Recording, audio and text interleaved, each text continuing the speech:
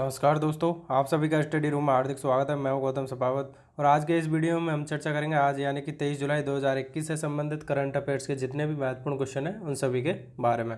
तो दोस्तों वीडियो अंत तक जरूर देखें। पहले हम क्वेश्चंस देखेंगे, उसके बाद क्वेश्चन से रिलेटेड जितने भी फैक्ट्स होंगे उन्हें डिटेल्स में जानेंगे। तो दोस्तों यह है मेरा बायोडाटा, वीडियो को पॉज करके आप देख सकते हो। ये सभी एग्जाम्स मेरे द्वारा पास की गई है। तो दोस्तों आज का क्वेश्चन शुरू करने से पहले मैं आपको बताना चाहूँगा कि हम 1 अगस्त से इस सीरीज़ को वीकली करंट अफेयर्स सीरीज़ करने जा रहे हैं। तो सारे जितने भी क्वेश्चन होंगे एक वीक के वो एक ही दिन में आपको बता दिए जाएंगे, यानी कि क्लास में के माध्यम से आपको बता दिए जाएंगे। तो आज का क्वेश्चन नंबर फर्स्ट है, हाल ही में चर्चित रहा पेगासस स्पाईवेयर का संबंध किस देश से है? ऑप्शन है Germany, B France, C America और डी इजराइल। तो इसका जो सही आंसर ऑप्शन डी है, यानी कि इजराइल से संबंधित है यह सॉफ्टवेयर। तो अभी चर्चित क्यों रहा और इसके क्या मायने हैं, सभी देशों में इसका विरोध क्यों किया जा रहा है, तो इसके बारे में हम डिटेल से जान लेते हैं। दोस्तों आप सभी क्वेश्चनों को नोट करते हुए चला करो ताकि आपको बाद में रिवीजन करने में आसानी रहे। तो ये जो पेगासस स्पाईवेयर है इसके माध्यम से भारत भी उन देशों में शामिल है जिनमें इसका प्रयोग किया गया है। तो भारत के जो मंत्री है, नेता, पत्रकार, सरकारी अधिकारी, वैज्ञानिकों पर निगरानी रखने के लिए यानी कि उनकी जासूसी करने के लिए पेगासस स्पाईवेयर का इस्तेमाल किया गया है। तो इसी का विरोध यहाँ पर किया जा रहा है विपक्षी पार्टी और अन्य लोगों के द्वारा। तो अब इसमें क्या इन लोगों की जासूसी की जाती है, क्या कर रहे हैं क्या नहीं कर रहे इस तरह से। तो इसमें लगभग दुनिया भर के 50,000 फ़ोन नंबर ऐसे मिले जिनकी जासूसी की गई है। तो इसकी भी जासूसी कर ली गई सॉफ्टवेयर की कि ये किन किन के प्रयोग कर रहे हैं, तो ये डाटा लीक कर ही दिया गया है। तो आज के टाइम में सॉफ्टवेयर एक से एक है, बट अच्छा टेक्नोलॉजी उस स्तर पर पहुंच चुकी है कि अब आप कहीं भी सुरक्षित नहीं हो। तो ये जो एक NSO ग्रुप नाम की एक इजरायली कंपनी है जो दुनिया भर की सरकार है उनको इस पेगासस नाम का स्पाईवेयर बेचती है। इसका इस्तेमाल चाहे iOS फ़ोन हो या एंड्रॉयड सिस्टम पर चलने वाला फ़ोन इनकी जासूसी करने के लिए किया जा सकता है। यानी कि अब आपका कोई भी एंड्रॉयड फ़ोन या आप चाहते हो कि iOS जैसे एप्पल का फ़ोन है वह सुरक्षित है, तो वो बिल्कुल भी सुरक्षित नहीं है। ऐसा कोई भी फ़ोन नहीं है जो कि इस सॉफ्टवेयर से सुरक्षित है, अर्थात जासूसी के कई विभिन्न द्वार अभी भी खुले हुए हैं। तो वैसे तो इस कंपनी का कहना है कि हम जो हमारा सिस्टम है हम सिर्फ देश जो विभिन्न देशों की सरकार है उसी सरकार को बेचते हैं, यानी आम नागरिक को हमारी सेवाएं उपलब्ध नहीं है। दूसरा कंपनी का मानना है कि इस सॉफ्टवेयर को इसलिए डेवलप किया गया ताकि विश्व में जो आतंकवादी संगठन है, आतंकवादी गठजोड़ है, इनको तोड़ने के लिए और आतंकवादी लोग हैं उनकी बातों को सुनने के लिए, उनकी जासूसी करने के लिए इसका प्रयोग किया जाना चाहिए। अर्थात इसका दैनिक जीवन में या सामान्य आम आदमी के लिए उपयोग नहीं है। तो अब इसका क्या मिसयूज़ किया गया है या नहीं किया गया है ये तो रिपोर्ट आने के बाद ही पता चलेगा, जब भारत सरकार यहाँ पर इस तरह की जांच करवाएगी और रिपोर्ट के क्या मायने रहते हैं। तो एक बार इजराइल को भी हम देख लेते हैं कहाँ। तो दोस्तों ये वेस्ट एशिया में जो स्थित है। तो अब ये जो ब्लू लाइन में ड्रॉ कर रहा हूँ ये है इजराइल की लाइन। तो अब इसके साथ बाउंड्री शेयर करने वाले देश है इजिप्ट है, जॉर्डन, सीरिया और लेबनान इसके साथ बाउंड्री शेयर करते हैं। ये जो आप देख पा रहे हो ये है डेड सी। डेड सी यानी डेड सी क्यों कहा जाता है, क्योंकि इसका जो खारापन है विश्व में सबसे अधिक है। और ये है जेरूसलम फ़िलिस्तीन, जिसका अभी बाउंड्री लाइन फिक्स नहीं है। और ये है फ़िलिस्तीन का एक छोटा सा एरिया गाजा पट्टी।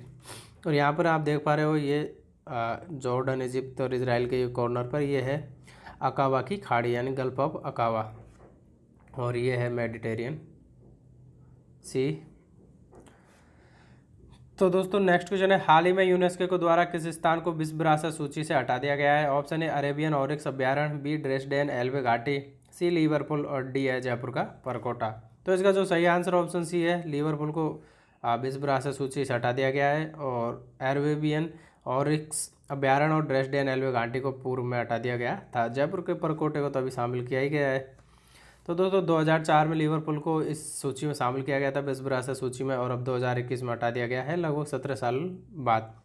तो अब विश्व विरासत स्थल यदि घोषित किया जाता है तो उसको हटा भी सकते हैं, ये हमको यहाँ से पता चलता है। अब इसे दर्जा क्यों दिया गया था 2004 में? तो दोस्तों 18वीं और 19वीं शताब्दी के मध्य में जो लिवरपूल है इस यह दुनिया के प्रमुख व्यापारिक केंद्रों में से एक था। अर्थात लिवरपूल एक ऐसा सेंटर था 18वीं-19वीं शताब्दी में जहाँ से दुनिया का अधिकतर व्यापार यहीं से होता था। यहाँ के जो पोर्ट है और यहाँ का जो वातावरण है वह व्यापार के लिए सबसे अनुकूल था। तो अब इन्हें कब हटाया जाता है, तो यूनेस्को की एक शर्त है कि जिन स्थलों को विश्व विरासत सूची में रखा जाता है उनका ठीक से संरक्षण होना चाहिए। यदि वो संरक्षित ठीक से नहीं किए जाते हैं तो उन स्थानों को विश्व विरासत सूची से हटा दिया जाता है। तो इसी कारण इस स्थल को भी हटा दिया गया है। अब लिवरपूल को एक बार हम देख लेते हैं कहाँ दोस्तों। तो लिवरपूल की ये देखो नाइट लाइफ है जो हम फोटो में देख पा रहे हैं। यूनेस्को की जो फुल फॉर्म है United Nation Education Science and Culture Organisation है। तो इसमें एजुकेशन से संबंधित, साइंस से संबंधित और कल्चर से संबंधित साइटों को इस तरह घोषित किया जाता है। अब ये दोस्तों यूके का मैप में आपको पता है, यूके में इंग्लैंड, वेल्स, स्कॉटलैंड और उत्तरी आयरलैंड शामिल होते हैं। तो अब ये इंग्लैंड के प्रोविजंस में यहाँ पर आप देख रहे हो रेड कलर में ये लिखा हुआ लिवरपूल, तो यहीं पर है ये लिवरपूल। तो यहीं से था पूरा कंट्रोल विश्व का।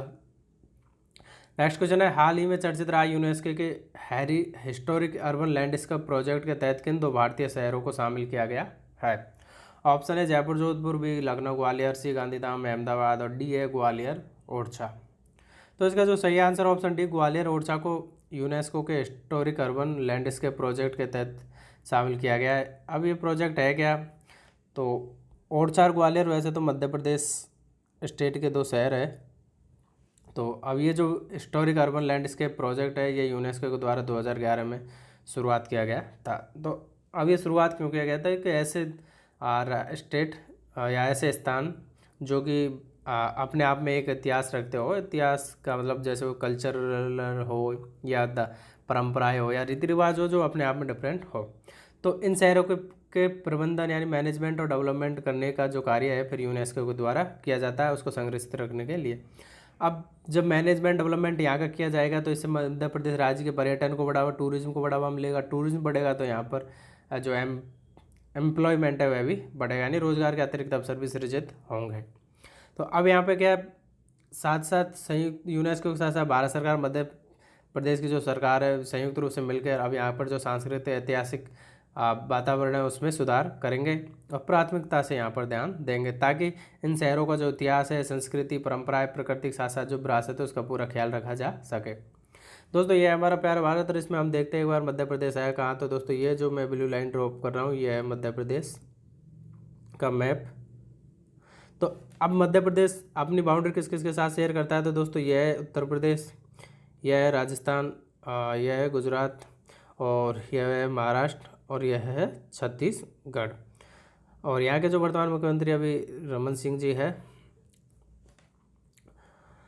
तो एक बार मध्य प्रदेश मैप को भी हम डिटेल्स में जान लेते हैं कि ग्वालियर और है कहाँ और कौन कौन से हेरिटेज सिटी में मध्य प्रदेश में है, बर्ड लाइफ कौन कौन से है, प्रसिद्ध धार्मिक स्थान कौन कौन से है और घूमने के स्थान कौन कौन से है जो पर्यटन के रूप से महत्वपूर्ण है। तो दोस्तों ये मैप जो हम देख पा रहे हैं है मध्य प्रदेश का मैप। तो इसमें हम हेरिटेज सिटी में पहले ग्वालियर और ओरछा देख लेते हैं। तो दोस्तों ये जो आप देख पा रहे हो मैं यहाँ पर ब्लू लाइन ड्रॉ कर रहा हूँ और ये है ओरछा।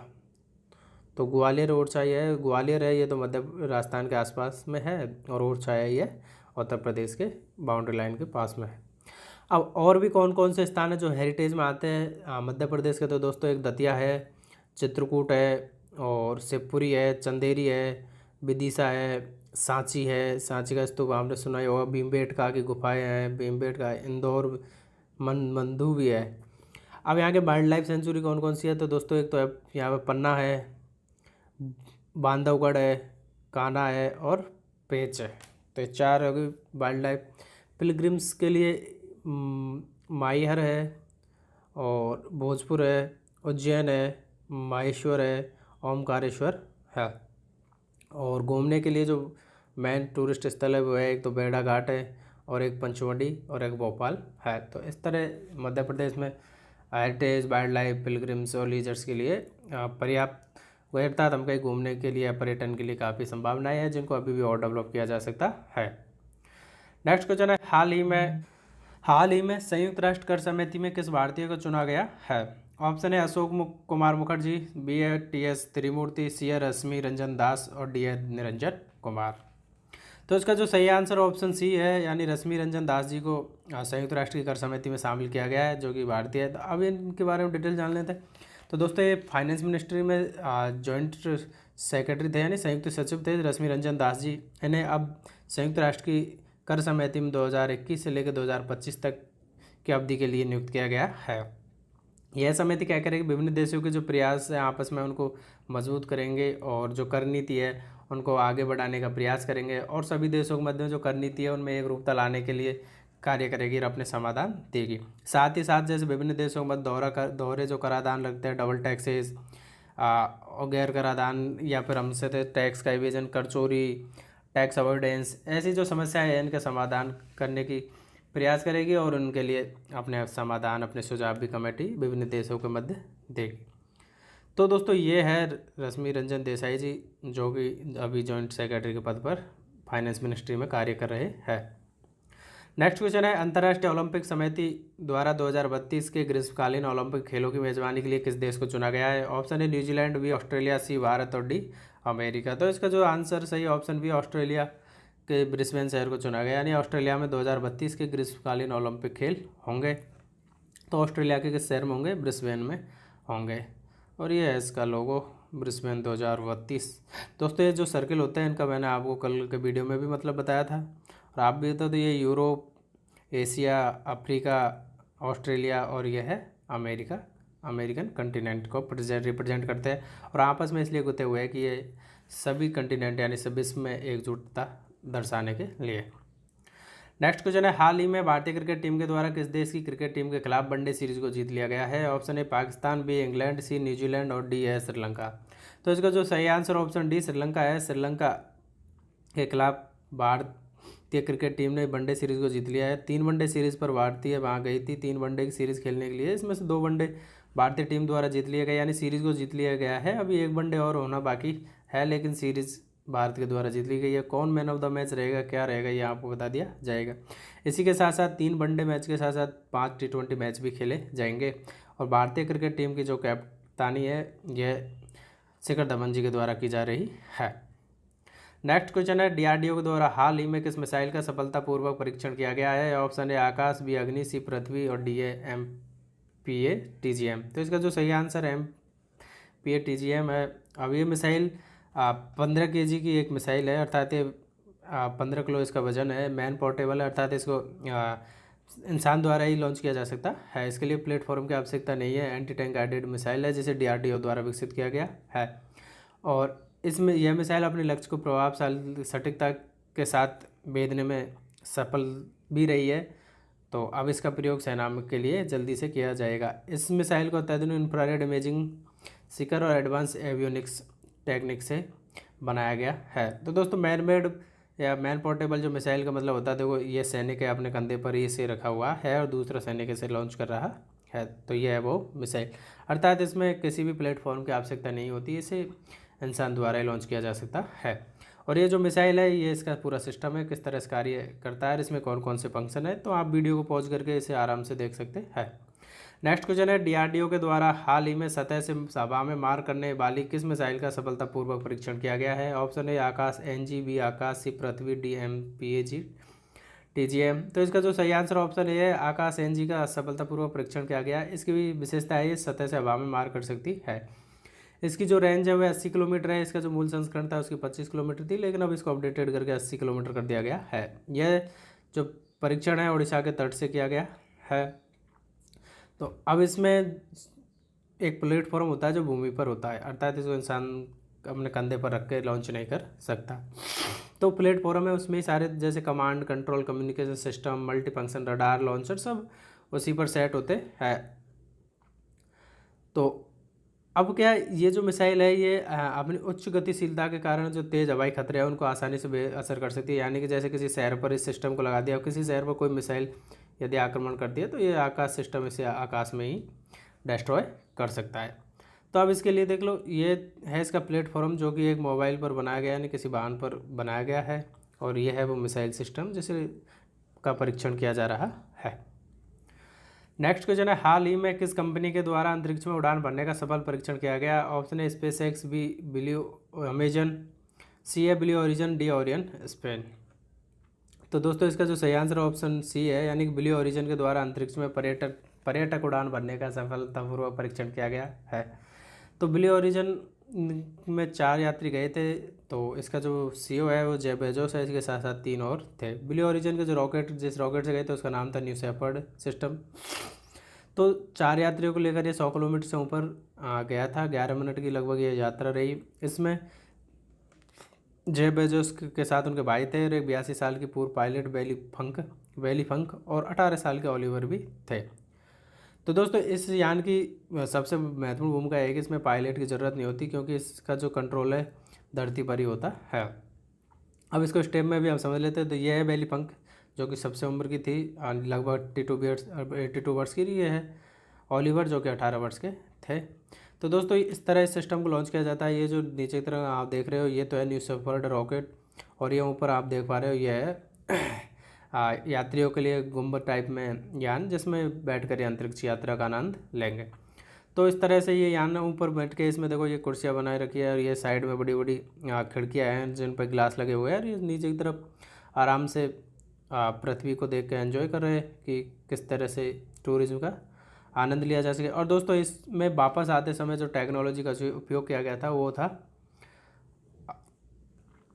जो पहले, इससे पहले भी एक और गया था, बैलून टेक्नोलॉजी का इसमें प्रयोग किया गया, ताकि आते समय ये बैलून खुल जाए और इसके आराम से आसानी से इसकी गति को कम करके इसे पृथ्वी पर उतारा जा सके। तो इसके लिए क्या पायलट की ज़रूरत नहीं है। हाल ही में इससे पहले एक कंपनी के द्वारा और यह सफलतापूर्वक परीक्षण किया गया था, उसका नाम था वर्जिन गैलेक्टिक। तो वर्जिन गैलेक्टिक में यान का प्रयोग किया गया था, तो उसमें पायलट की ज़रूरत थी, उसे रनवे पर उतारा गया था।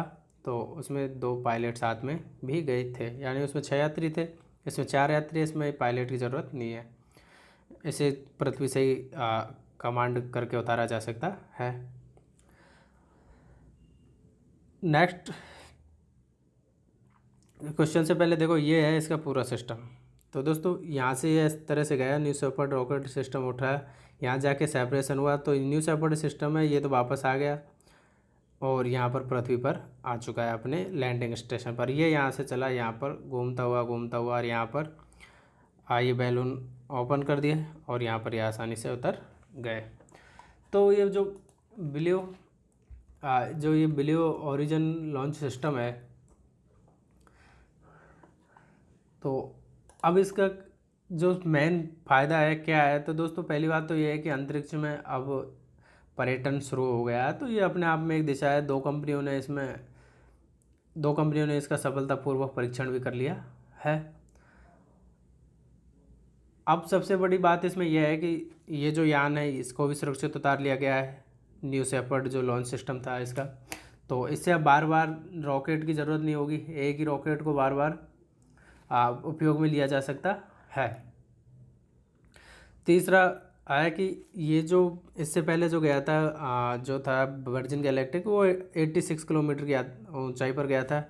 यह गया है 100 किलोमीटर से ऊपर। तो 100 किलोमीटर की जो लाइन है उसे कार्बन लाइन भी कहा जाता है।